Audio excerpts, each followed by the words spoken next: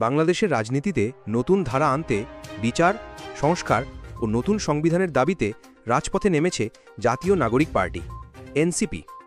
সোমবার বিকেলে সিরাজগঞ্জের বাজার স্টেশনের মুক্তির সোপানে এক পথসভায় দলটির আহ্বায়ক নাহিদ ইসলাম বলেছেন, ফ্যাসিবাদী ব্যবস্থার বিনাশ ঘটিয়ে আমরা নতুন দেশ গড়ার লড়াইয়ে নেমেছি।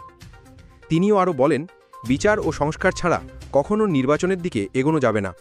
শহীদদের পরিবারের সামনে দাঁড়াতে হলে আগে ন্যায় বিচার নিশ্চিত করতে হবে। পথসভায় মুখ্য সংগঠক হাসনাত আবদুল্লাহ বলেন, এনসিপিতে যোগ দিতে চাইলে নাকি ভয় দেখানো হয়। আমাদের নেতাকর্মীদের জন্য আমরা জীবন দিতেও প্রস্তুত। আর ডিসি-এসপি অফিস যেন কোনো দলের কার্যালয়ে পরিণত না হয়, এই হুঁশিয়ারি দেন তিনি আরও বলেন, আপনারা বেনজির হবেন না, ডিবি হারুন হবেন না, না হলে আবার নাহিদ সর্জিসদের রাজপথে দেখতে পাবেন।